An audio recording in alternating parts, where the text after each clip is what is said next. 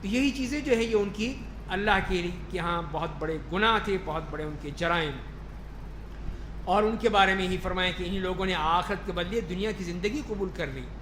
ان سے تو نہ تو عذاب کو ہلکا کیا جائے گا، نہ ہی ان کی مدد کی جائے گی. یہ ہے ان کا معاملہ کہ صرف دنیا کے بندے ہیں، دنیا چاہتے ہیں، دنیا مل جائے، آخرت نہیں چاہتے. اور ہم نے موسیٰ کو کتاب دی، ان کے بعد دیگر رسولوں کو بھیجا، عیسیٰ ابن مریم کو معجزے دیے، روح القدس جبریل کے ذریعے ان کی تائید کی.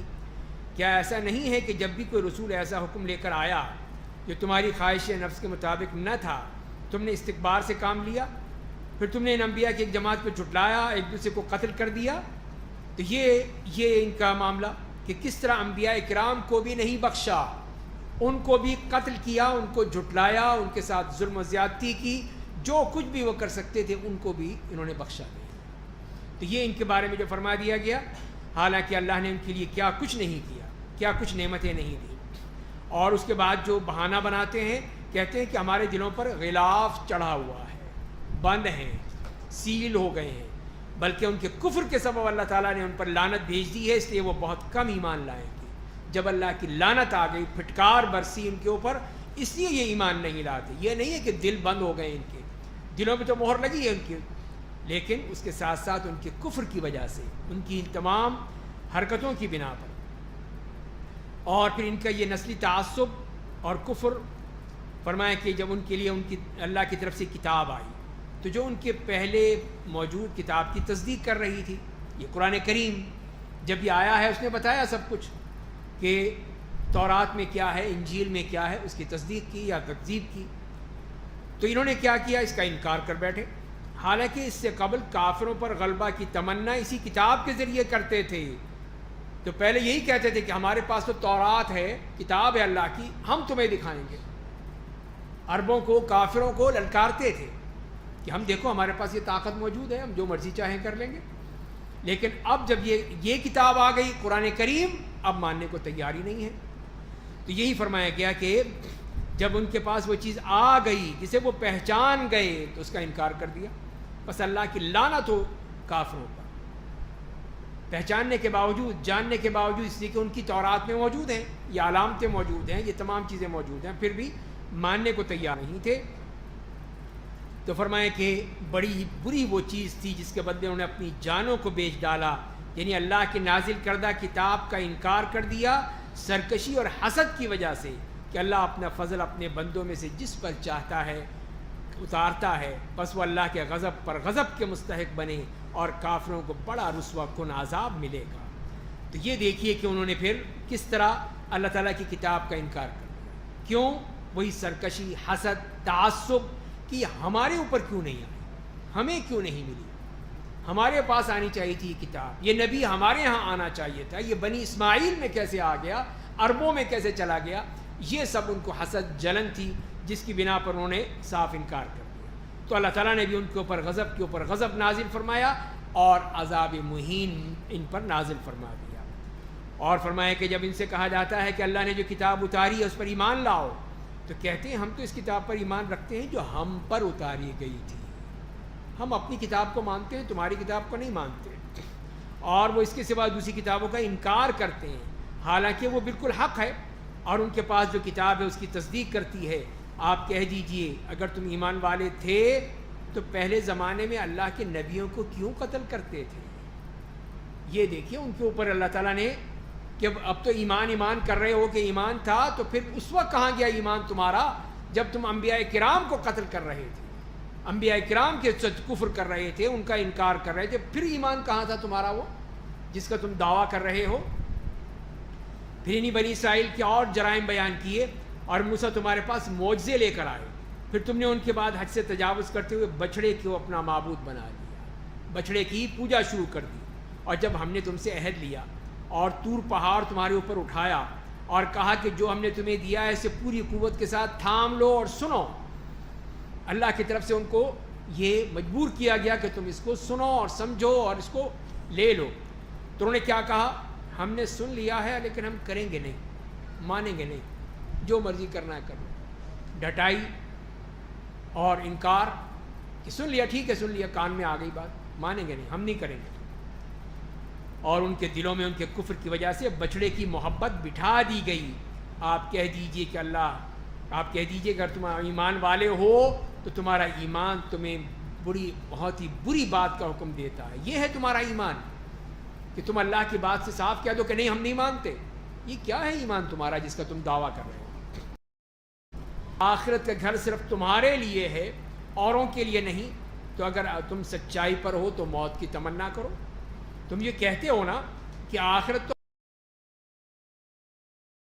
ہمارے لیے ہے، ہم جنت میں جائیں گے، نہ یہ یہودی نہ عیسائی جائیں گے، نہ مسلمان جائیں گے، ہم جائیں گے. یہودی کہتے.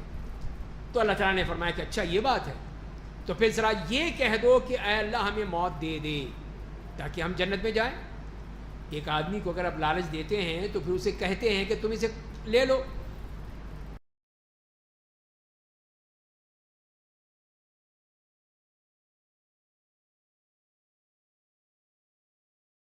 کچھ کرنا پڑے گا اس کو تمہیں.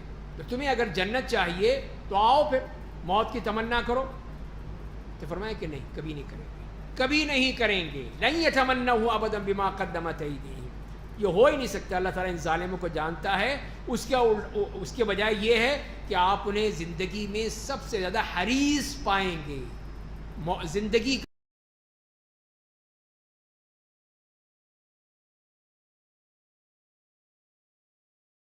کا حریص پائیں گے کہ ہم زندہ رہیں، چاہے 100 سال کی زندگی مل جائے ہمیں.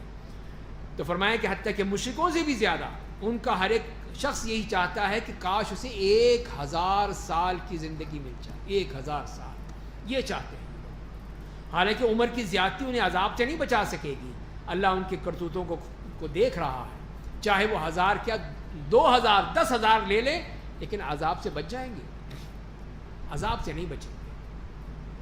فرمایا کہ آپ کہہ دیجیے کہ اگر کوئی جبریل کا دشمن ہے تو اسے کچھ نقصان نہیں ہے، کوئی فرق نہیں پڑتا. اس لیے کہ وہ یہی کہا کرتے تھے کہ اصل دشمنی جبریل کی ہے. یہ جبریل جا کے وہی لا کے جا کے دے دی وہاں پہ مکے میں محمد کو صلی اللہ علیہ وسلم. ہمیں نہیں دی، ہم تو یہاں بیٹھے تھے مدینے میں. تو یہ اصل دشمنی جبریل کی ہے. ساری جو گڑبڑ ہے یہ جبریل کی ہے کہ اس نے گڑبڑ کی ہے. اسی لیے فرمایا کہ اس لیے کہ اس قرآن آپ کے دل پر اللہ کے حکم سے اتارا ہے، جبریل نے نہیں اتارا. جبریل کے حکم سے نہیں آیا، یہ اللہ کے حکم سے آیا ہے. جو گزشتہ آسمانی کتابوں کی تصدیق کرتا ہے مومنوں کے لیے ہدایت اور خوشخبری ہے. جو کوئی اللہ، اس کے فرشتوں، اس کے رسولوں، جبریل میکائیل کا دشمن ہے تو اللہ کافروں کا دشمن ہے.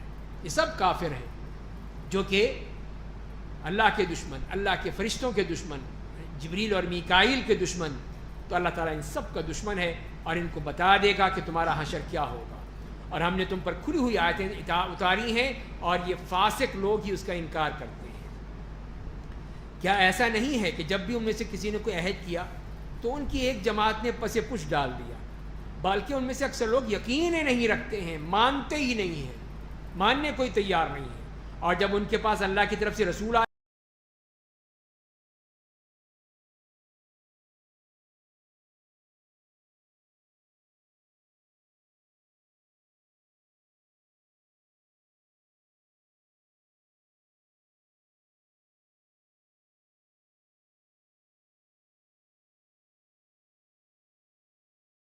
جو تصدیق کر رہا تھا ان کی اس کتاب کی جو ان کے پاس ہے، تو اہل کتاب کی ایک جماعت نے اللہ کی کتاب اپنی پیٹھ پیچھے پھینک دی، پس پش ڈال دیا.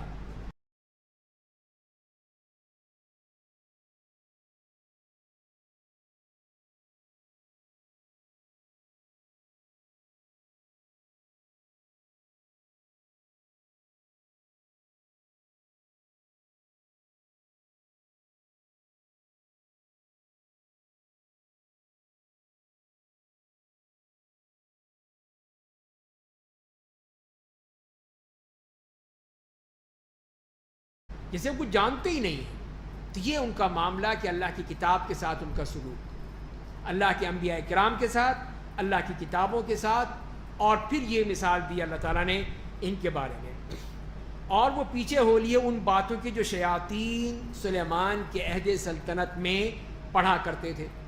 شیاطین، اور سلیمان نے کفر نہیں کیا بلکہ شیاطین نے کفر کیا. وہ لوگوں کو جادو سکھایا کرتے تھے کہ یہی سب شیاطین یہ جادو سکھاتے تھے لوگوں کو، اور اس چیز کے پیچھے ہو لیے جو بابل میں ہاروت اور ماروت دو فرشتوں پر اتاری گئی تھی۔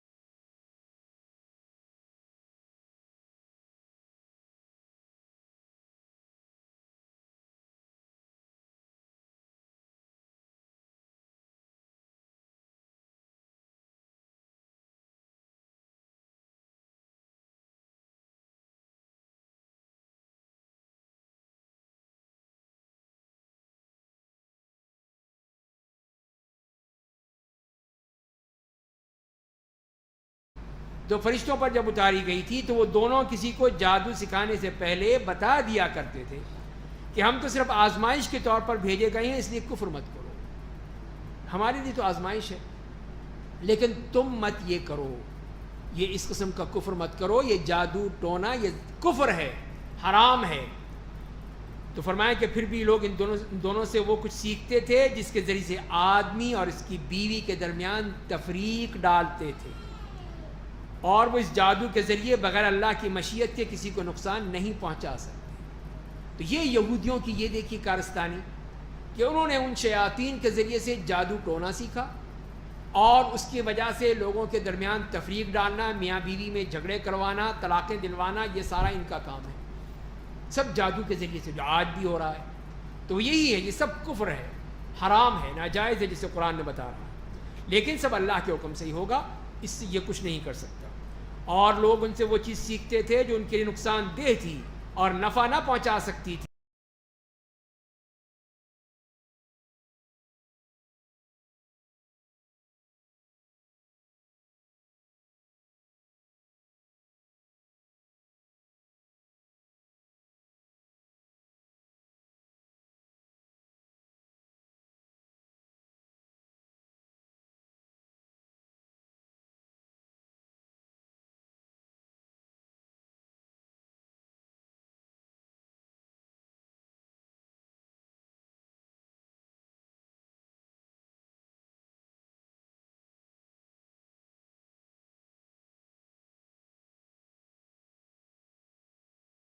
حالانکہ وہ جانتے تھے کہ جو کوئی جادو کو اختیار کرے گا اس کے لیے آخرت میں کوئی حصہ نہیں ہوگا، کچھ نہیں ملے گا وہاں پر ان جادوگروں کو، ان کے لیے صرف عذاب ہے، اور بہت ہی بری شے تھی جس کے بدلے انہوں نے اپنے آپ کو بیچ ڈالا۔ کاش وہ اس بات کو سمجھتے، اگر وہ لوگ ایمان لاتے اور تقوی کی راہ اختیار کرتے تو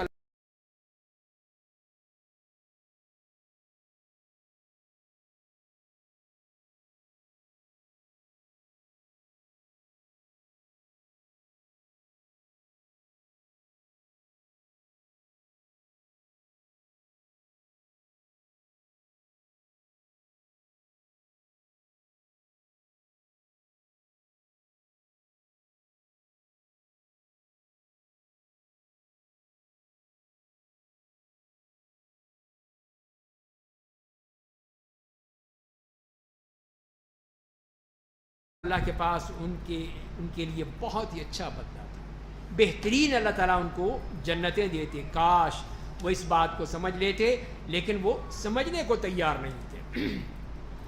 یا ایھا الذین آمنوا لا تقولوا راعنا، اے ایمان والو تم لوگ نبی کریم صلی اللہ علیہ وسلم سے رعایت کرنے کی درخواست کرتے ہوئے راعنا مت کہو، وہ اور انظرنا کہو، اور غور سے سنو، اور کافروں کے لیے دردناک عذاب ہے۔ تو یہاں پہ بھی اللہ تعالیٰ نے ان کی جو خباثت تھی یہودیوں کی کہ یہ راعنا کو راعینا بنا دیتے تھے، تھوڑا سا اس کو دبا دیا۔ راعینا سے مطلب ہے کہ ہمارا چرواہا، راعنا سے مراد یہ ہے کہ میری بات سن لیجیے، ایکسکیوز می جیسے آپ کہتے ہیں، توجہ حاصل کرنے کے لیے یہ لفظ استعمال کیا جائے۔ اللہ تعالیٰ نے کہا کہ کہنے کی ضرورت ہی نہیں تمہیں، نکالو اس کو۔ دوسرا لفظ کا انظر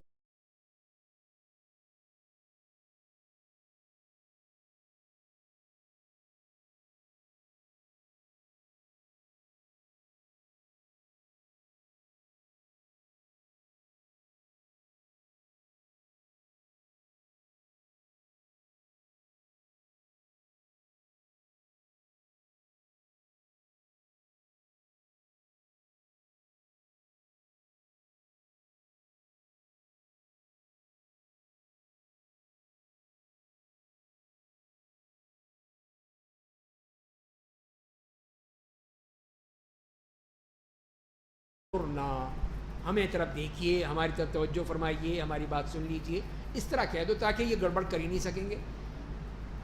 لیکن یہ ماننے کو تیار نہیں تھے، اسی لیے ان کے لیے دردناک عذاب. فرمائیں کہ یہ کافر اہل کتاب اور مشرکین نہیں چاہتے کہ تمہارے رب کی طرف سے کوئی خیر تمہیں ملے، نہیں پسند کریں گے، نہیں مانیں گے. اور اللہ جس کو چاہتا ہے اپنی رحمت کے لیے خاص کر دیتا ہے. اللہ عظیم فضل والا ہے، تو یہ اللہ تعالیٰ دے گا. یہ تو کبھی نہیں چاہیں گے، یہ پسند ہی نہیں کرتے کہ تمہیں کچھ ملے. اور پھر اللہ تعالیٰ نے فرما دیا کہ ہم جب بھی کوئی آیت منسوخ کرتے ہیں یا اسے بھلا دیتے ہیں یا اسے بغیر تبدیل کیے باقی رہنے دیتے ہیں تو اس سے اچھی یا اس جیسی دوسری آیت لے آتے ہیں. کیا تمہیں معلوم نہیں کہ اللہ ہر چیز پر قادر ہے؟ تو یہ بھی اللہ کا قانون ہے کہ اللہ تعالیٰ نے ایک آیت نازل کی جو اس وقت کے حالات کے مطابق ٹھیک تھی، اس کے بعد پھر حالات بھی بدل گئے، اللہ تعالیٰ نے وہ اس کا دوسرا حکم نازل کر دیا. تو یہ ناسخ اور منسوخ کہلاتا ہے کہ وہ پہلی آیت منسوخ ہو گئی، قرآن میں تو ہے لیکن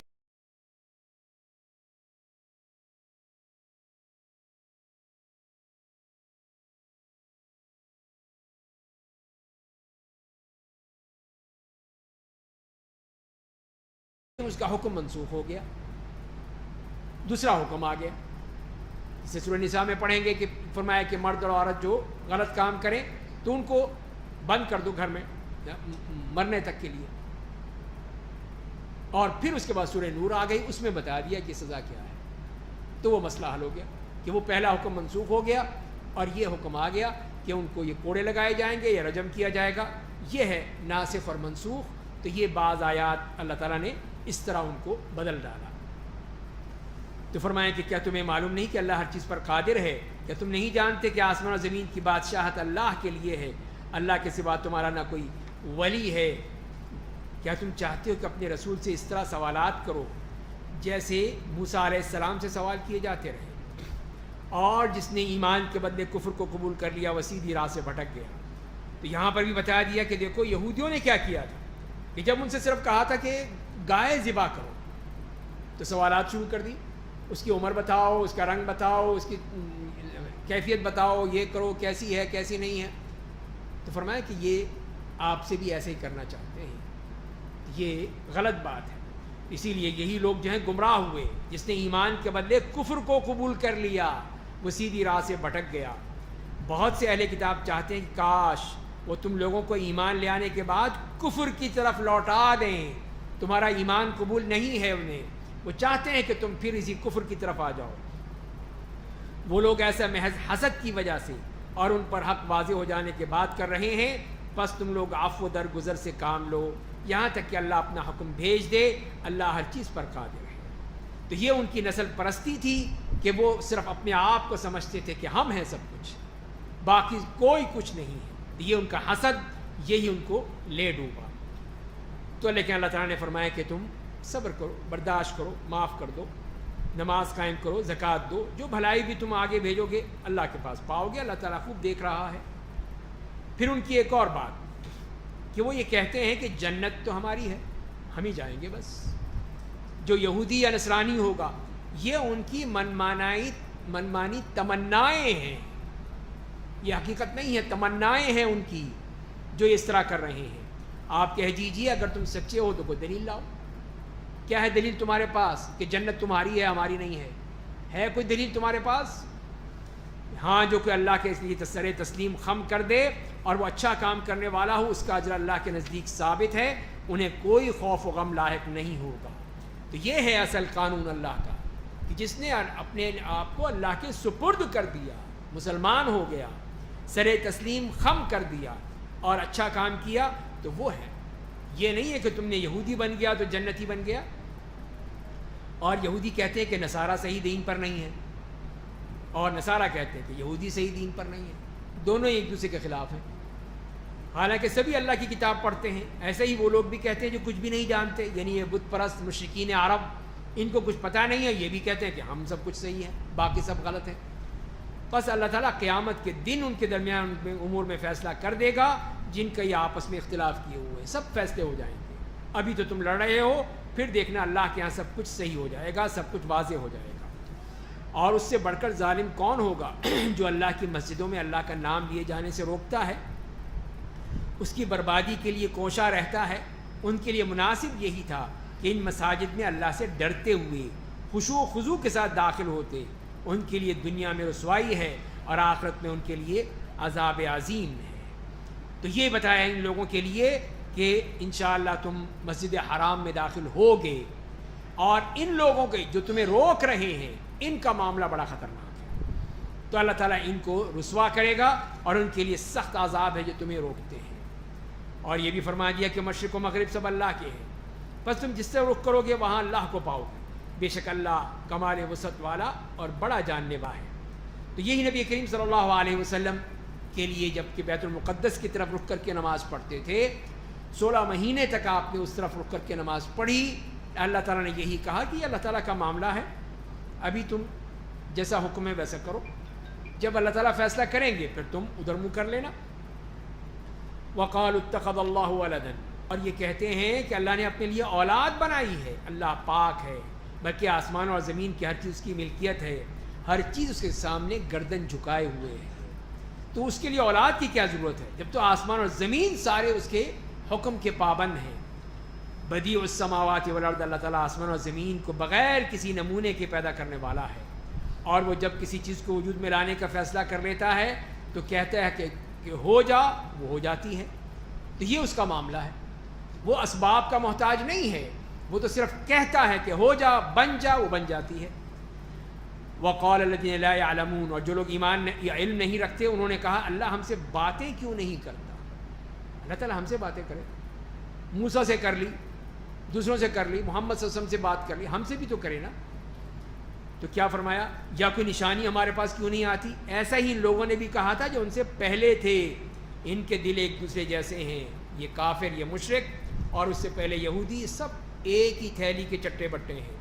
ہم نے اپنی نشانی ان لوگوں کے لیے بیان کر دی ہیں جو یقین رکھتے ہیں۔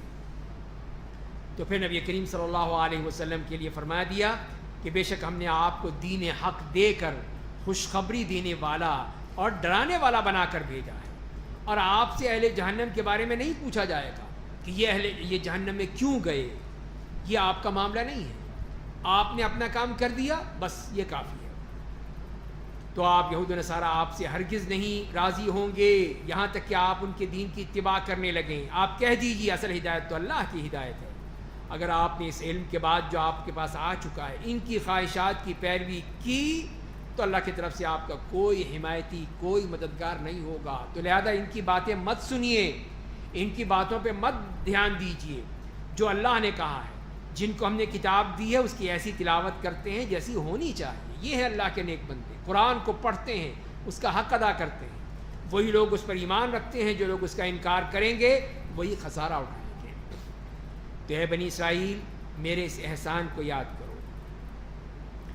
جو میں نے تم پر کیا، اور خاص طور پر اس احسان کو میں نے تمہیں اس دور کے تمام جہان والوں پر فضیلت دی۔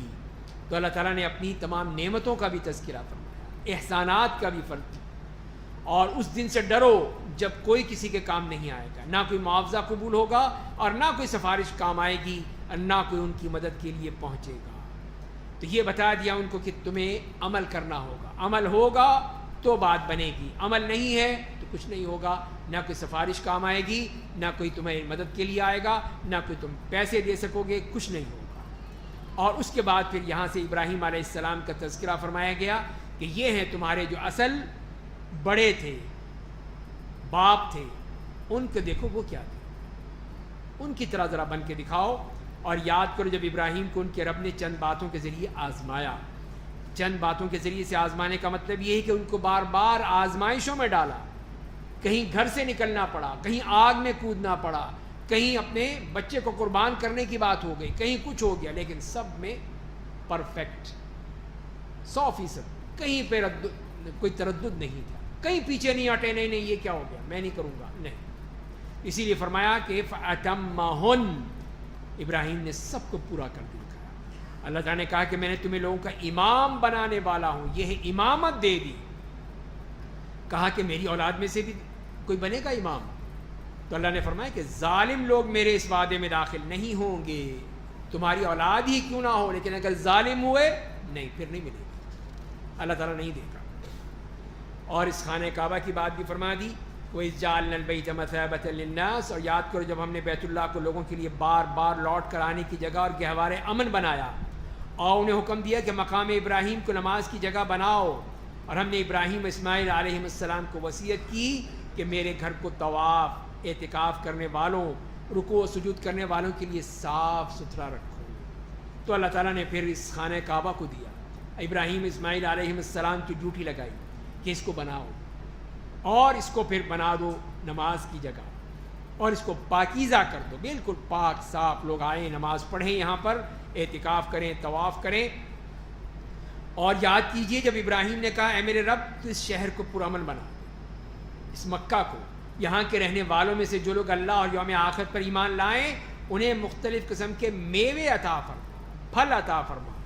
اللہ نے کہا جو کافر ہوگا اسے بھی کچھ دنوں کے لیے نفع پہنچاؤں گا، پھر اسے جہنم کے عذاب میں داخل ہونے پر مجبور کر دوں گا، اور وہ بہت ہی برا ٹھکانہ ہے۔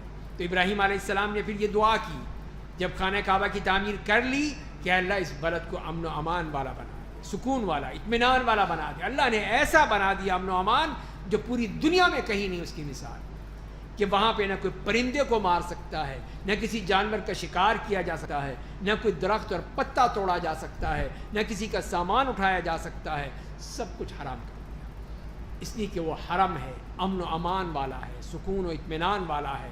اسی لیے وہاں پر اللہ تعالیٰ نے یہ سب کچھ اتار دیا۔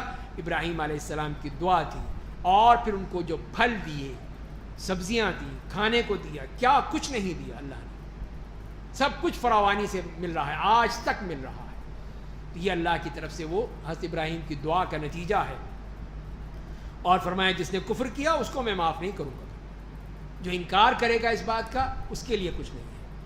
اور پھر ابراہیم علیہ السلام کا تذکرہ فرمایا کہ یاد کیجئے ابراہیم علیہ السلام بیت اللہ کی بنیادیں اٹھا رہے تھے، دیواریں اور بنیادیں بنا رہے تھے، اور اسماعیل بھی دعا کرتے رہے تھے کہ اے ہمارے رب اس عمل کو ہماری طرف سے قبول فرما لے، بے شک تو بڑا سننے والا جاننے والا ہے، اے ہمارے رب ہمیں اپنا اطاعت گزار بندہ بنا دے۔